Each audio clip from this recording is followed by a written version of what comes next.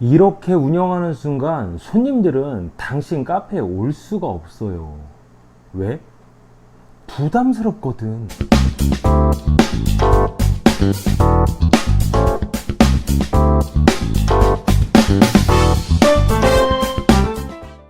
안녕하세요. 반갑습니다. 규원TV 황 대표입니다. 자, 이런 식으로 매장을 운영하다 보면 우리가 롱런하기 어려울 수가 있습니다.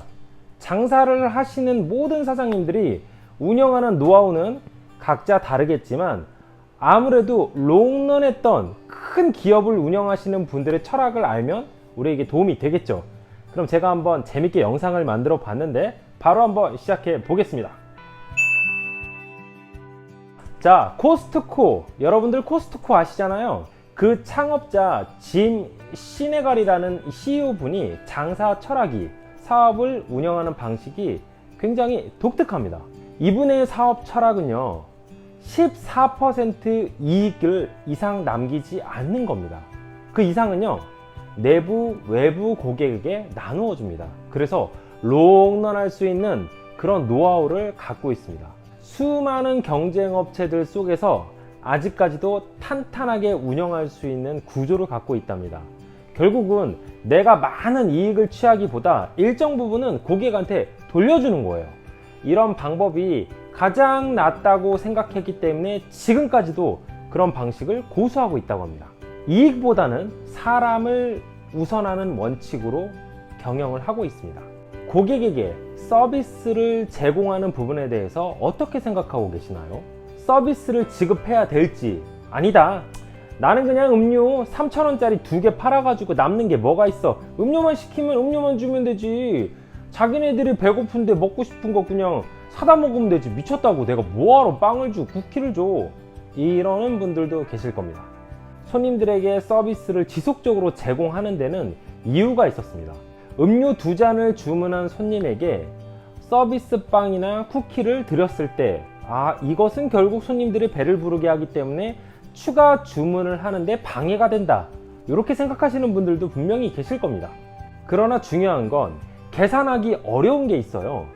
손님이 매장을 계산하고 나갈 때 손해를 봤다, 이득을 봤다, 본인이 생각할 겁니다. 그리고 그 매장에 대한 재방문을 결정하겠죠. 자, 이런 마음까지 우리가 계산할 수 있을까요? 포인트 적립, 서비스 빵, 무료 리필, 이런 것들이 손님에게 돌려줄 수 있는 유일한 방법 중에 하나라고 생각합니다. 항상 높은 마진을 생각하고 매장을 운영하다 보면 자주 방문하고 싶은 고객이 큰 부담으로 작용될 거고, 그것으로 인해 고객은 우리 가게를 자주 찾을 수가 없을 겁니다. 부담스럽기 때문에 매일 올 수가 없는 거겠죠. 결국은요, 손님이 우리 가게를 부담 없이 매일 올 수 있게 만드는 게 핵심 포인트입니다. 예를 들어서 4,000원, 5,000원짜리 음료를 두 분이서 와서 주문을 하면 1,000원 정도의 서비스를 제공을 합니다. 그리고 포인트 적립도 해드려요. 아마 다 일반적인 제 주변에 있는 장사하시는 분들은 그렇게 안 하시더라고요. 오히려 마진 남지를 않는다, 손해가 크다, 여러 가지 이유로 그렇게 할 필요가 없다, 또 서비스를 나가는데 직원을 더 써야 된다, 번거롭다, 이렇게 하시면서 제공을 안 하고 계시는데, 저는 생각이 완전히 다릅니다. 그리고 이제까지 꾸준하게 그렇게 했고요. 결국은 손님들이 저희 매장에 와서 그런 서비스를 제공받았을 때 다른 매장에 가면 손해를 보는 느낌을 받을 수도 있어요. 아니면 다른 매장에서 그런 서비스를 제공받지 못하는 손님이 우리 가게에 왔을 때 그런 서비스를 받게 되면, 와, 여기 좋다, 이런 생각을 할 수가 있습니다. 그 손님이요, 하루에 3번도 오고요, 일주일에 7번 방문하기도 합니다. 그런 손님이 제법 많아요. 결국은 익숙하다 보면 손님들이 단골이 되는 거고요. 그 손님이 구전으로 친구들을 끌고 오기도 합니다. 왜냐면 가성비도 좋고 분위기도 좋고 친절하기까지 하다면 경쟁력이 어마어마한 거잖아요. 제 주변에 스타벅스 매장이 2군데가 있는데 그 스타벅스가 장사가 갑자기 더 잘 되기 시작했어요. 스타벅스 점장이 바뀌었는데 여자분이더라고요. 근데 거기에 있는 직원들이 저희 가게 손님으로 자주 오는데 이런 얘기를 해줬습니다. 우리 점장님이요, 그 전에 계셨던 점장님하고 다른 게 저녁 때, 코로나 이전을 말씀드리는 건데, 저녁 때 풀테이블이 되잖아요. 그러면요, 쇼케이스에 있는 빵 몇 개를 꺼내 가지고요, 가위로 조각조각 다 잘라요. 그래 가지고 요만한 종이컵에다 싹 담아 가지고 다 돌립니다. 그러면요, 손님들이 엄청 좋아해요. 그래서 제가 물어봤어요. 아니, 스타벅스 그렇게 해도 돼요? 라고 하니까 점장님이 본인 사비타로서 하는 것도 있고 본사 요청해서 서비스로 제공된다고 해서 지급하는 것도 있는데 결과론적으로 매출이 엄청 많이 오른다는 거예요. 스타벅스기 때문에 더 그런 것 같아요. 프랜차이즈는 서비스를 안 주는데 점장 권한으로 서비스를 제공해버리는 겁니다. 저는 그래서 물어봤어요. 그 점장님 나이가 많나요? 이제 32살 여자랍니다. 그래서 저는 생각했죠. 와, 그 점장님 그 스타벅스에 나오고 자기 가게 차려도 굉장히 잘하겠구나. 정말 박수를 쳤습니다. 그리고요, 저희 동네에 유명한 갈비집이 있었습니다. 한 25년 전인가 갈비집이 하나가 있었는데 그 사장님이 서울에서 춤선생 출신이었는데 이곳에 와가지고 월세로 1층에 갈비집을 차린 거예요. 갈비에 대해서는 하나도 몰랐죠. 근데 그 사장님은 어떤 기술이 있었냐면요, 고객을 다루는 기술이 있었어요. 이 사장님은요, 갈비에 신경 쓴 게 아니라 고객 만족에 신경 썼습니다. 어떻게 했냐면 지금은 안 되는데 그 당시에 모든 테이블에요, 사이다, 콜라, 소주, 맥주 이 4개를 테이블마다 다 무료 세팅을 다 해놨습니다. 심지어 담배 한 갑까지 해놨어요. 지금은 안 되는데 그때는 됐었거든요, 그게. 그리고요, 손님이 거기에 앉아서 4명, 5명이 오면 그걸 무료로 이용할 수가 있었습니다. 그 당시에는 테이블에 앉아서 담배도 피고 다 할 수가 있었습니다.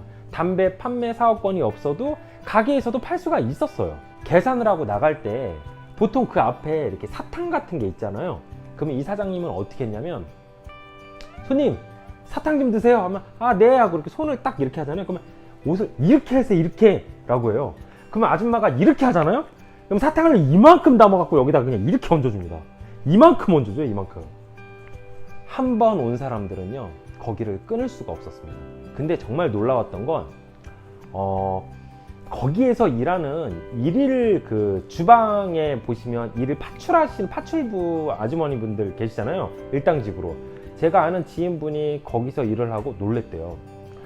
알고 보니까 그 주방에는요, 실장도 없었고요, 참모도 없었습니다. 한마디로 얘기해서 주방은 그냥 평범한 주방이었답니다. 노하우가 있는 줄 알고 들어가서 배웠더니 정말 평범했다는 거예요. 근데 고객들은 그 가게에서 음식을 먹고 서비스를 받고 제공할 때 너무 만족했다는 겁니다. 지금 25년이 지난 뒤에 어떻게 됐는지 아세요? 그분은 그 갈비집 1, 2, 3, 4층에 건물주가 되어 있더라고요. 참 놀라웠죠? 그 당시 때도 자기가 1층에서 갈비집 장사를 하면서 직원들 숙소를 다 2층, 3층에다 해줬어요. 참 신기하죠?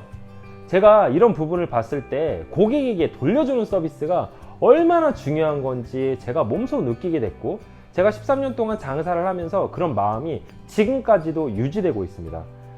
이 영상을 보시는 사장님들 그리고 예비 창업자분들은 내가 장사를 운영할 때 한 번 들어온 고객들이 지속적으로 방문할 수 있게끔 고객을 위해서 어떤 서비스를 제공할까 한번 고민하다 보면 좋은 결과로 연결될 거라 확신합니다. 감사합니다. 오늘도 제 영상이 마음에 드셨다면 구독과 좋아요 부탁드리겠습니다. 감사합니다. 황 대표였습니다.